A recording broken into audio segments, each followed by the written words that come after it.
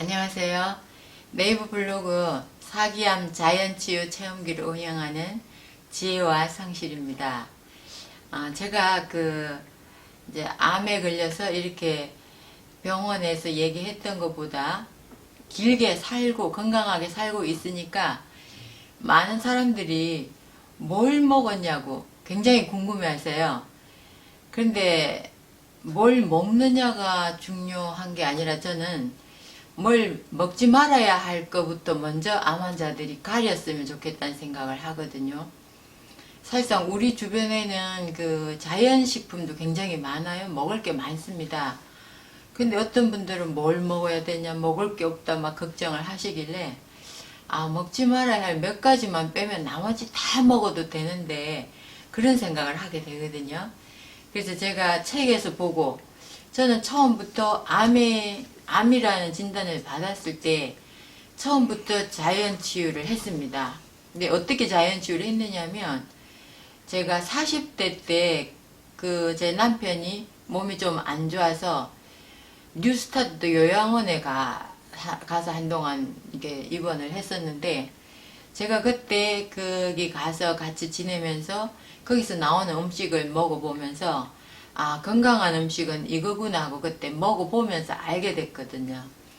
그래서 이제 그런 식으로 음식을 바로 바꿨는데 이제 먹지 않기 시작한 거, 내가 이건 먹지 말아야 되는 음식이네 하는 건 그 뒤에 알게 됐습니다. 제가 이제 시간이 지나면서 책을 계속 공부를 하다 보니까 이건 먹지 말아야 돼, 이건 좋아, 이건 아니야, 이런 게 이제 어느 정도 기준이 서게 됐거든요. 그래서 오늘은 제가 먹지 말아야 되는 음식의 항목에서 책에서 본 내용을 그대로 말씀을 드리겠습니다.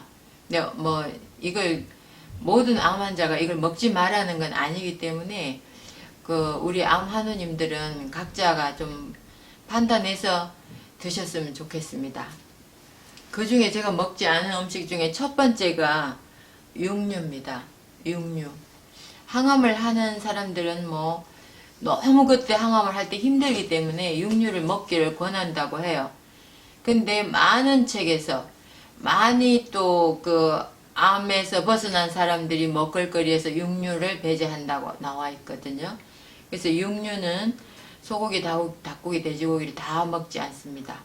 근데 육류가 소화 과정에서 발생되는 지방과 단백질 소화 과정에서 발생되는 발암 물질들도 굉장히 많고요. 그 다음에 또 생육 환경의 문제도 많다고 지금 이렇게 책에는 많이 나오거든요. 특히 동물 복지를 외치는 목소리가 점점 커지는데 대부분의 이제 잡아먹기 위해서 사람들의 식량 쪽으로 이렇게 발리기 위해서 사육되는 동물들은 굉장히 환경이 열악하다고 해요. 그래서 동물 복지 측면에서도 이 동물들이 건강한 환경에 자라지 못했기 때문에 인간에게도 건강한 음식이 되지 못한다는 거하고, 그 다음 또 중요한 건 사료의 문제라고 합니다. 근데 책에서 보면 지금 사료가 닭사료에서부터 소사료, 이런 돼지사료 이런 것들이 옛날에는 우리 어릴 때는 소도 여물 먹였잖아요. 한 집에 한두 마리씩 키우면서, 시골에서 키우면서 소골 배로 다니기도 하고, 또 겨울에는 콩 깍지 같은 거 이런 거 막 넣어서 이렇게 지푸라기 같은 거 넣어서 죽을 쏘아서 소를 먹일 정도로 여물을 쓰고, 그런 일들이 그냥 이렇게 예사롭게 이루어졌는데 지금은 그렇지가 않잖아요. 전부 소 사육장에 가둬놓고 사료를 먹인단 말입니다. 근데 사료의 생산의 문제가 굉장히 크다고 책에 나오는데, 이제 그 책에 나온 내용을 제가 봤는데 미국에서 사료를 많이 굉장히 넓은 농토를 이용해 사료 작물을 많이 재배를 해요. 특히 그 중에서 중요한 게 옥수수예요. 근데 옥수수가 사료 작물로 재배될 때는 전부 GMO를 지금 뭐 사람들이 먹는 것도 다 GMO지만 GMO가 뭐 상당히 많이 퍼져 있지만 그 GMO로 된 그 유전자를 변형한 옥수수를 키운다고 해요. 헬기로 씨를 뿌리고 헬기로 농약도 뿌리고 이게 또 쉽게 안 쓰러지고 쉽게 잘 자라게 하기 위한 GMO 그 유전자까지 변형을 해서 그렇게 해서 키우면 이게 이제 키우는 동안 이렇게 다 헬기로 모든 걸 밭이 얼마나 큰지 우리 한반도만 거의 하다고 할 정도로 뭐 차를 8시간 타고 가도 계속 옥수수 밭이 나올 정도라고 하거든요. 근데 그런 그 광활한 넓은 지역에 키우다 보니까 이걸 배에서 말려서 파쇄를 해야 되는데 그게 가장 마지막 문제라고 해요. 그래서 그거 배서 말리는 과정이 너무 힘들기 때문에 이걸 전부 헬기로 고엽제를 뿌려버린다고 그래요. 고엽제를 그 옥수수밭에 쫙 뿌리면 옥수수가 바짝 서 있는 상태로 24시간 만에 정말 바삭바삭 말라버린다고 그러나요? 그러면 이걸 기계로 베면서 파쇄를 하면서 해서 이 동물들의 사료로 바로 만들어지는 거예요. 그러면 그 고엽제가 결국은 이게 빗물로 씻길 시간도 없이 그대로 사료로 들어가서 동물이 먹고 그 동물이 그 먹은 성분은 이미 사람들한테 다 노출이 된다는 거죠. 그걸 먹는 사람들한테. 그래서 사료의 문제도 많이 거론되고 있습니다. 그 다음에 또 제가 먹지 않기 시작한 게 우유입니다. 우유. 제가 암에 걸리기 한 2년, 3년 전부터 우유를 굉장히 많이 마셨어요. 저희 친정엄마가 골다공증으로 쓰러지셨는데, 이게 원래 당뇨가 있으셨는데, 이제 당이 떨어지면서 쓰러졌는데, 골다공증이 심각했어요. 그래서 이 엉치뼈가 완전히 바스러지면서, 붙일 수가 없는 거예요. 이미 바스러져 버렸기 때문에. 근데 그 상태로 누워서 10년을 누워서 병석에 누웠다가 돌아가셨는데 제가 친정엄마의 병을 자주 가서 보면서 세상에서 제일 무서운 병이 골다공증인가? 이런 느낌이 들 정도였어요. 사람들은 누구나 죽고 싶다는 말을 많이 해요. 그런데 쉽게 하지만 병 걸리고 싶다는 말을 하지 않습니다. 왜 그러냐 하면 병 걸려서 사느니 죽는 게 낫다고 생각을 하기 때문인 것 같아요. 저도 그렇게 생각을 했거든요. 의사 선생님이 저한테 한 달 이내에 당신은 걷지 못할 것이다. 척추의 암은 심각하다. 이렇게 얘기를 했을 때 제가 저희 친정엄마가 떠올랐어요. 누워서 10년을 누워 계실 때 그 모습 정말 돌아가실 때까지 그 고통을 당하는 걸 보면서 야, 이건 죽는 것보다 이게 더 심각하다고 생각을 했습니다. 그래서 제가 뭐 걸어야 산다는 책도 읽고 하면서 이 척추에 이것 때문에 누워있지 않기 위해서 더 많이 걸었거든요. 산길을 그냥 매일같이 걸었으니까요. 그게 더 많이 걸었는데 결국은 뭐 통증이 없어지더라고요. 많이 걷다 보니까. 근데 제가 그 우유를 저는 이제 TV에서 많이 나오잖아요. 칼슘 보충해야 된다. 노년기가 되면 이제 갱년기가 되면 칼슘 많이 빠져나가고 칼슘 많이 빠져나가면 골다공증이 온다. 뭐 골다공증이 오면 또 2차적인 병 뭐 이런저런 얘기를 TV에서 많이 하면서 우유를 많이 마시라는 걸 굉장히 많이 강조를 했어요. 그래서 제가 우유를 많이 마셔야 되겠다고 많이 사 먹었어요. 사 먹었는데 어느 날 제가 아는 분이 우유 대리점을 운영하셨어요. 근데 그 우유를 다 이제 매일매일 우유를 버린다는 거예요. 그래서 왜 버리냐고 했더니 그냥 매일 여유분의 우유를 갖다 놔야 되는데 날짜가 넘어가면 배달할 수가 없다. 그거는 버리든지 우리가 먹든지 해야 된다. 그래서 제가 우유를 그동안 사 먹는 입장이었기 때문에 그럼 그걸 좀 저렴하게 나한테 파세요. 이렇게 얘기를 했거든요. 그랬더니 그 우유를 어떻게 파냐. 그냥 내가 버린다고 했으니까 팔기도 좀 민망했는지 그냥 갖다 주겠다고. 그래서 저희 집에 우유를 뭐 매일 몇 통씩 갖고 오셨어요. 그래서 제가 그 우유를 어떤 날은 냉장고가 막 터져 나가려고 그래서 뭐 아랫집에도 주고 윗집에도 주고 또 우유를 그걸 소비하기 위해서 우유가 이제 많다 보니까 소비하기 위해서 아침에는 또 우유를 넣고 커피를 타서 또 식구대로 한 잔씩 마시고 또 여름에는 그 우유를 빨리 소비하려고 팥빙수를 또 엄청 많이 해 먹었어요. 팥빙수에 우유를 듬뿍 넣고 그런 우유를 많이 넣어야 맛있거든요. 그래서 우유 소비를 위한 뭐 요리도 해보고 막 이렇게 우유를 많이 먹기 위해서 그렇게 했던 생각이 나중에 암에 걸리고 나서 우유를 먹지 말아야 하는 여자가 우유를 끊어야 하는 이유 이 책에 보면서 우유를 먹었던 건 암을 키우는데 엄청난 역할을 했다는 걸 알게 됐습니다. 그래서 우유를 여기서 우유가 왜 그런지에 대해서 일일이 설명하기 시간이 짧으니까 그냥 이 정도로 하지만 이규원 박사님이 강의해 보면 암세포는 우유를 먹으면 미친 듯이 자란다 이렇게 표현을 하시거든요.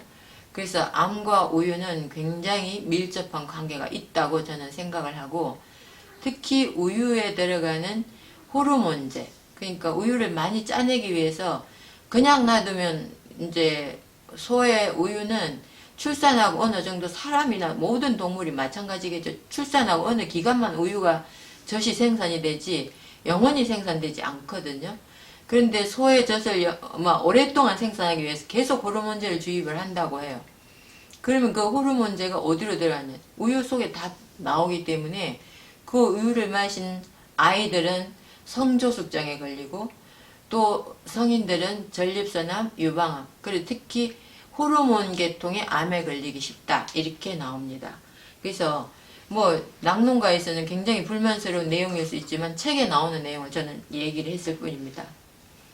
그 다음에 또 인스턴트 음식을 먹지 않습니다. 패스트푸드와 인스턴트 음식을 먹지 않는데 인스턴트 음식에는 식품 첨가물이 정말 많이 들어가요. 특히 아이스크림 같은 경우는 한 가지 아이스크림에 6가지 이상의 식품 첨가물이 들어갑니다. 색소와 향료에서부터 뭐 유화제니 뭐니 정말 많이 들어가거든요. 그래서 이런 식품 첨가물은 우리 몸이 걸러내지를 못해요. 걸러내지를 못하다 보니까 각종 질병에 시달립니다. 간에서 안 되는 거 신장에서 또 신장이 망가진 이유가 되기도 하고 신장에서 또 안 되면 혈액을 오탁시키거든요. 결국은 혈액의 오탁이 암을 일으킨다고 많은 책에서 얘기를 하는 걸 보면 이런 식품 첨가물 우리 몸에서 자연적인 식품이 아닌 인공적인 식품은 뭐 한 사람이 1년 한 4kg 정도를 먹는다고 해요. 우리가 모르고 들어가는 그 양이. 그래서 이 인공적인 식품 이건 절대로 먹지 말아야 되겠다. 그래서 식품 첨가물이 들어간 모든 인스턴트 음식을 끊었습니다. 그리고 제가 그래서 또 햄 같은 그것도 지금 먹지를 않는데 제가 우리 애들이 어릴 때 제 친구가 햄 공장에 다녔어요. 근데 햄 공장에 다니면 추석이나 명절, 설 이런 명절에는 햄을 선물 세트로 상당히 많이 갖고 와요. 그 친구가 그래서 우리 집에 이걸 다 갖다 주는 거예요. 뭐 이거 먹이라면서. 그래서 내가 아니 네 먹지 왜 우리 집에 다 갖고 오냐. 그랬더니 웃으면서 난 그거 못 먹어. 왜 못 먹는다니까. 그 햄을 만들기 위해서 고기를 이렇게 거의 쓰레기 같은 고기 이런 그래서 정크푸드잖아요. 그래서 그런 쓰레기 같은 고기를 많이 이렇게 갈아 놓으면 색깔이 하얗대요. 허여멀건하답니다. 거기에다가 빨간 물감을 아주 양동이를 갖다 들이붓는데요. 그러면 이게 막 섞으면서 색깔이 밝게 되면서 좀 보기에 먹음직스러운 저희가 된다 색깔이 나온다고 하거든요. 그래서 그렇게 그 생산 과정을 본 사람으로서는 그 햄을 먹을 수가 없다 이런 얘기를 했거든요. 그래서 저는 그때는 또 그러냐고 하면서 그 햄을 또 고맙게 생각하고 이 정도 먹는 거야 뭐 어때 하면서 또 조금씩 먹는 거야 어떨라고 하면서 먹었습니다. 많이 우리 애들도 먹이고 저도 먹고 했는데 이런 것도 그런 발색제 이런 모든 식품 첨가물은 절대 안 되는 음식이라는 걸 저는 지금 딱 기준을 세우고 있습니다. 그리고 또 GMO 농산물, GMO 농산물을 우리나라는 지금 GMO에 빗장이 풀렸다고 걱정하시는 분들이 굉장히 많아요. 유럽 쪽은 GMO를 철저하게 막고 있고, 또 그 미국 쪽에서는 GMO를 뭐 세계 식량난을 해결하는 방법이 뭐 GMO다 이런 식으로 그 캐치프레이즈를 갖고 얘기를 한다는데, 그거에 대한 그 반론도 상당히 많습니다. 지금 전 세계 식량난이 있을 필요가 없다. 왜 그러냐면 남아 돌아가서 버리는 게 너무 많다. 다만 식량난은 분배의 문제다. 없는 사람한테 가지 않는 거. 있는 사람은 많아서 버리고 없는 사람은 굶고, 이런 분배의 문제다. 이거에 해결되면 식량난은 없다. 이렇게 주장하는 그 학자들도 많거든요. 그러고 보면 GMO가 과연 누구를 위한 것인지, 그 GMO 생산하는 그 회사를 위한 것인지, 그거에 대해서 생각을 해봐야 되고, GMO 식품을 가지고 쥐들한테 먹였을 때는 한 달 이내에 암에 걸린다고 그래요. 근데 우리 인간과 쥐는 이 단위가 다르기 때문에, 사람은 그게 쥐가 한 달 만에 그 암에 걸릴 걸 사람은 10년이 걸려서 암에 걸릴 수도 있다는 거죠. 그럼 이게 GMO 때문인지 뭐 때문인지 전혀 모르기 때문에 GMO 농산물에 대한 방비를 하지를 않는다. 그런데 한 작년엔가 TV에 한번 뉴스가 나왔어요. 우리나라에서 터키인가 어디에 그 라면을 뭐 60억 원어치인가를 그 수출을 했는데, 라면 안에서 GMO 성분이 나와서 면발에서, 그래서 다시 다 반품이 됐다, 이런 내용의 뉴스를 제가 본 적이 있거든요. 그런 거 보면 우리가 흔하게 먹는 라면에도 이미 GMO 그 유전자 변형 농산물이 다 들어가 있다는 얘기죠. 그래서 이런 부분을 터키 같은 나라도 이걸 철저하게 공항에서부터 막는데, 우리는 이미 씨앗 속에 이미 GMO가 엄청 많이 우리나라에는 있거든요. 특히 씨앗을 심었을 때 그 열매에서 씨앗을 받아서 내년에 심어야 되는데, 그 열매에서 씨앗을 받으면 내년에 심을 수가 없대요. 안 난다는 거예요. 딱 한 세대만 나게 유전자 조작을 해놨다는 거예요. 종자를 계속 팔아먹기 위해서. 그래서 그런 걸 저는 농민한테 얘기를 듣고, 야, 우리나라에도 GMO 씨앗이 많이 들어와 있나 보다, 이런 생각을 했습니다. 그래서 그런 부분도 좀 우리가 친환경적인 의식을 갖고, 우리가 먹는 인스턴트 식품이든 뭐든 GMO가 들어갔는지 안 들어갔는지 표기라도 해달라는 그걸 많이 정부에다가 주장을 해야 될 것 같습니다. 그리고 또 먹지 않는 게 달걀입니다. 모든 달걀을 먹지 않지는 않는데 저가 달걀입니다. 저가 달걀, 시중에서 파는 저가 달걀은 양계장에서 닭을 정말 조밀하게 키우면서, 그것도 뭐 동물복지에 해당이 된다고 하는데, 더 중요한 건 닭을 잠을 재우지 않아요. 닭은 빛을 보면서 알을 산란을 하는데, 밤에도 불을 환하게 켜놓으면 낮인 줄 알고 또 산란을 하게 돼요. 그래서 밤과 낮, 알을 하루에 2개씩 받기 위해서 계속 불을 켜놓은 상태에서 닭을 키우고 있고, 그리고 닭이 먹는 사료의 문제도 있습니다. 저도 시골에서 닭을 키워봤어요. 근데 닭이 알을 낳지를 않아요. 그래서 우리 닭은 왜 알을 안 낳냐고 옆집에 가서 물어봤더니, 그냥 일반 사료를 먹이면 잘 안 나요. 산란용 사료를 사다 먹이세요, 그랬거든요. 그래서 저는 그때는 산란용 사료와 일반 사료가 있는데, 산란용 사료에 대한 개념 없이 그냥 산란용 사료를 사다 먹여봤어요. 그랬더니 그날부터 뒷날부터 알을 팡팡팡팡 잘 낳는 거예요. 그런데 이게 지금 생각해보면 산란용 사료라는 건 호르몬을 산란할 수 있게 성호르몬을 계속 사료 속에 들어있는 거예요. 그렇다면 이 성호르몬이 동물이 먹었을 때 알에 들어갈 것이고, 그건 또 우리가 먹게 되는 거죠. 그래서 그런 호르몬을 교란시키는 그런 그 제품이 돼버리는 거예요. 그래서 계란을 먹지 않는데, 저는 뭐 정말 저 시골에서 사료를 직접 그 밀기울하고 뭐 이런 그 쌀겨 같은 걸로 직접 만들고, 또 겨울에도 풀을 먹이기 위해서 그 비닐하우스 안에 배추를 키워서 닭을 먹이면서 닭을 그 키우는 분을 알고 있어요. 그래서 그분이 이제 그분이 생산한 계란만 먹습니다. 근데 계란이 사실 뭐 제가 또 블로그에도 알려고 했더니 많은 사람들이 막 거기서 사다 먹다 보니까 제가 10월달 주면 아직도 못 받았어요. 그래서 계란이 딸리거든요. 그래서 저는 시골에 가면 정말 친환경으로 닭을 키우면 이렇게 알을 좀 비싸도 그걸 사 먹을 사람이 많을 텐데 그런 생각을 하게 됐습니다. 그래서 그런 저가 달걀을 먹질 않고요.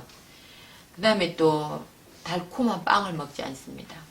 달콤한 빵에는 설탕이 엄청 많이 들어가야 되고, 또 이스트, 뭐 베이킹 파우더 같은 좀 화학적인 물질도 들어가야 되고, 향료도 들어가야 되고, 또 백밀가루가 들어가죠. 그래서 이걸 먹지 않고 빵을 먹고 싶으면 통밀빵을 먹어요. 통밀빵도 그 천연 발효종으로 또 아예 저기를 안 넣고 그 설탕도 넣지 않고 만드는 빵집이 있어요. 몇 군데 있습니다, 우리나라에. 그래서 그런 데를 알아보셔갖고 단골로 통밀빵을 드시는 것도 괜찮다고 생각됩니다. 그래서 달콤한 빵을 좀 안 먹는데, 그냥 이런 동네 빵집에서도 실제로 그런 통밀빵을 국내 생산된 밀로 만든다면 좀 가격이 비싸도 사 먹을 사람이 많을 것 같거든요. 그리고 또 저것도 농민도 살리는 일이 아닐까. 밀을 계속 재배를 할 수 있기 때문에 그런 생각을 합니다. 그리고 또 먹지 않는 게 튀김 음식입니다. 그 책에 후라이팬 음식을 먹지 말라는 얘기가 나옵니다. 그래서 튀김 음식을 먹지 않는데, 식용유의 문제도 언제 하루는 그걸 다루려고 하는데 식용유 문제도 좀 심각하거든요. 책이 한 권이 나올 정도로 식용유를 먹지 말라는, 그래서 그런 문제도 심각한 부분이 있는데, 그래서 저는 암에 걸린 이후로는 뭐 튀김 음식, 통닭 튀김 뭐 이런 건 먹어보질 않았습니다. 그런 걸 먹지 말아야 되는 음식 몇 가지를 지금 말씀을 드렸는데, 어떤 걸 뭐 먹을 게 없어요 하지 마시고 먹지 말아야 될 음식 외에는 다 먹어도 된다, 그런 생각을 하면 먹을 게 굉장히 많으니까 먹는 거에 너무 스트레스 안 받으셨으면 좋겠습니다. 감사합니다.